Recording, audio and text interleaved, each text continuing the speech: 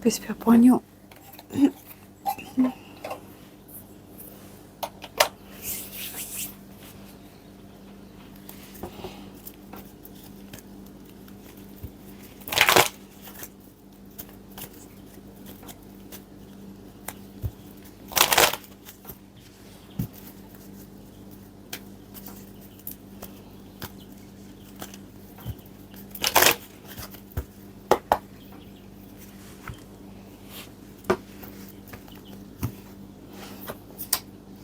Victory,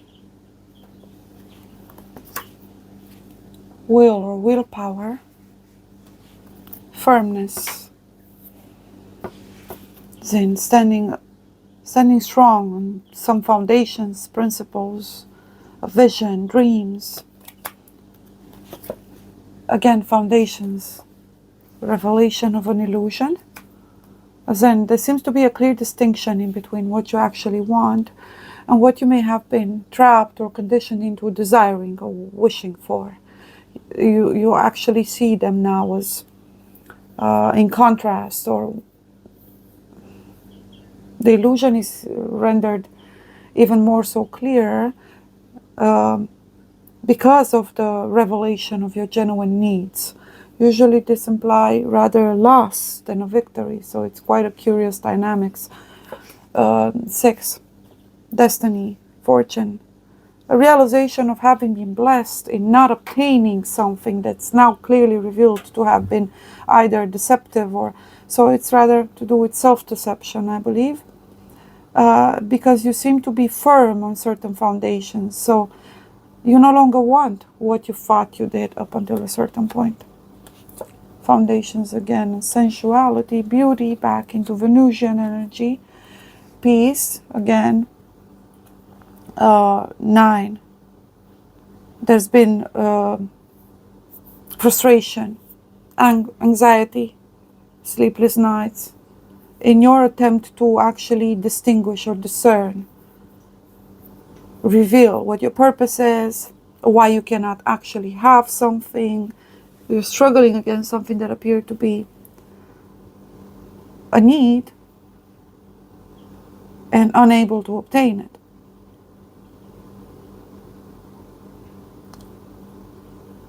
You no longer want it. Yet you're still restless and anxious about something. Work, how to proceed in a practical sense, lack of actual opportunities. Solutions, family in reverse, lack of support. You're going to have to put all your efforts in here to achieve something on your own. Willpower is definitely there.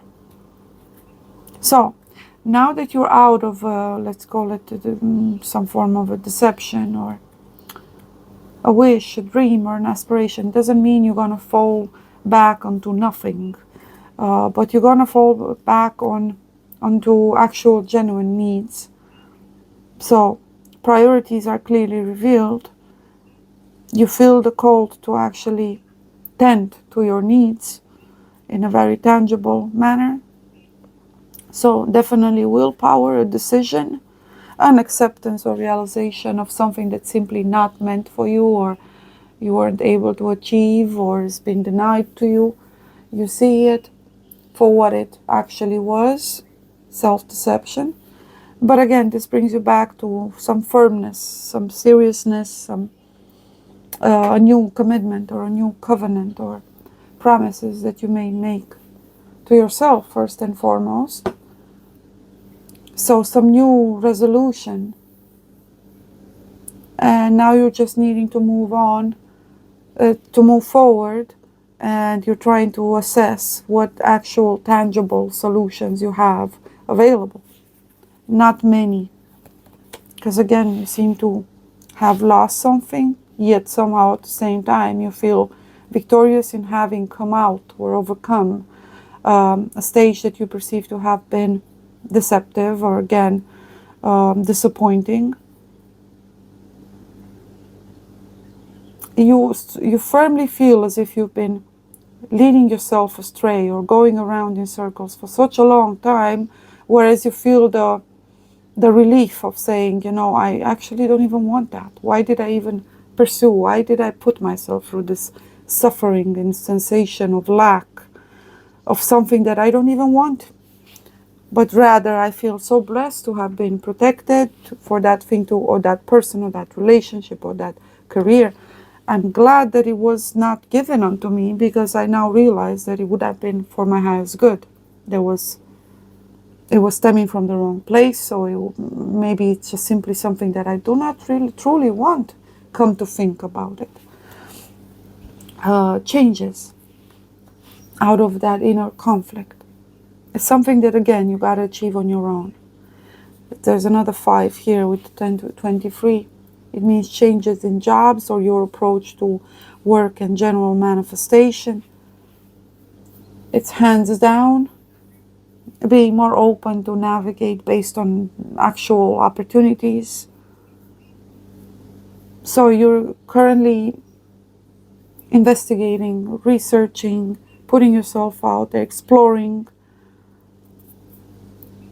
analyzing, but you're determined to change your current situation or circumstances, especially financial and work-wise, to manifest a new beginning for yourself. 7, 16, harmony, inner balance, clarity, some integration, coming out from very dark chapter, even though in certain cases it may have been presented as if it were the end-all be-all. Now you're realizing that, wait a minute, what happened here? How did I delude myself to this point, or allowed myself to be deceived, and so on, into wanting something that I don't actually feel I need or want, or wasn't for me. 6, dance, so movement, and taking on a challenge. You have what it takes. Music, no distractions. Right now it's all about actual financial and practical stability. So whether you're focusing on your workplace, your environment, what you're seeking for in a partner when it comes to long-term commitment, so you're redirecting your efforts and your attention towards those that actually are viable partners for long-term commitment, marriage, and so on. You're very grounded and down to earth, and it's based on a choice that you've consciously made, again, a resolution of some sort. You're also taking your power back in your hands when it comes to the decisions that you're supposed to make. You're not waiting for things to fall out from the sky. As a matter of fact, you don't want anybody's help, nor pity, nor analysis, nor judgment, or criticism, or opinion when it comes to what you've been traversing, because you're quite aware of what has been happening now on your own. You don't need anybody to tell you. Fear in reverse. You conquered a terrible fear that to you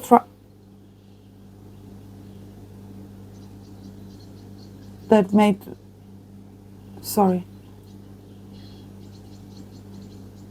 Let's just hope we're not going to blow up here. We have the heating system with problems, but yeah, we couldn't fix it.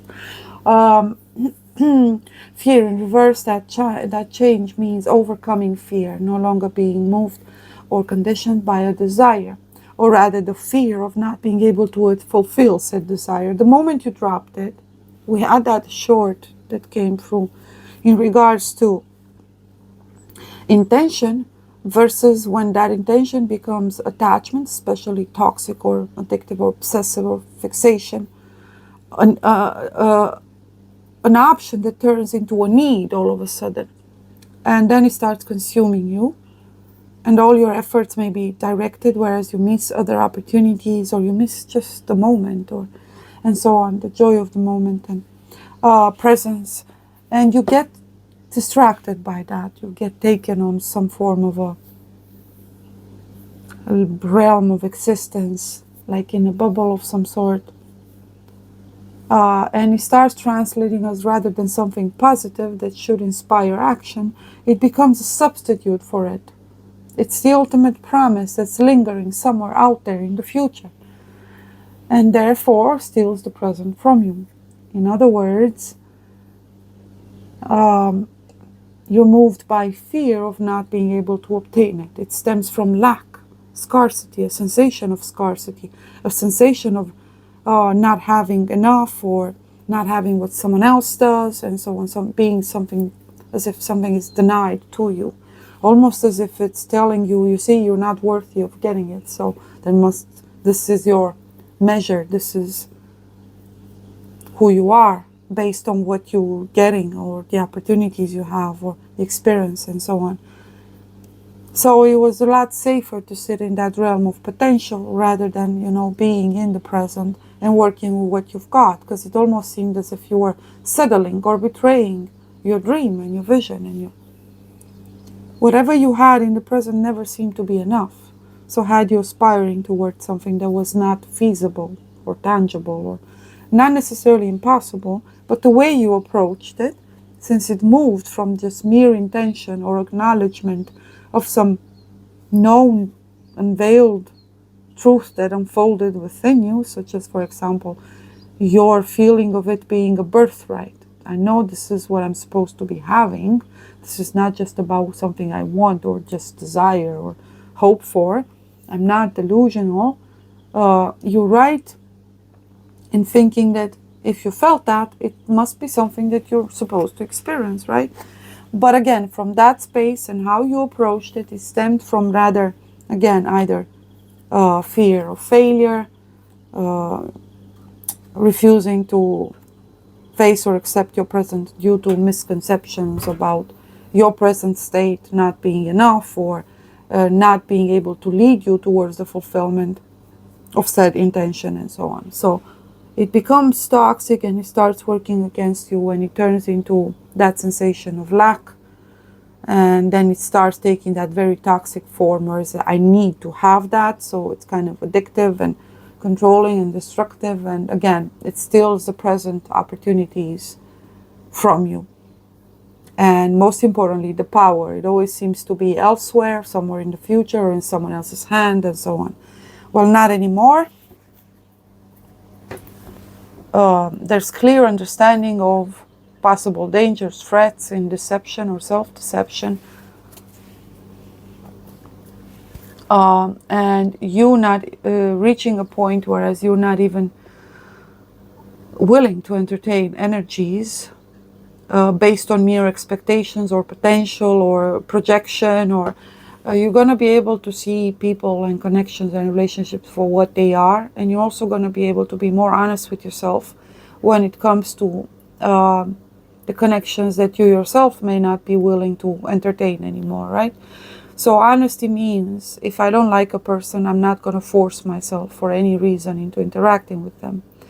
Not even if there's some form of a hope of changing them or fulfillment or something that they may grant me, if only I put up or betray myself in order to please them. You're not restricting or reducing yourself or shape-shifting, it's or people-pleasing and so on anymore, which is actually betrayal of yourself at your current stage anymore, whether that means that you don't like the person, or whether that means having what it takes to acknowledge that maybe the person doesn't like you. Being fine with either of the two possibilities means that most of your connections will now, looking back, will actually become a lot clearer on why they were painful or why they were toxic.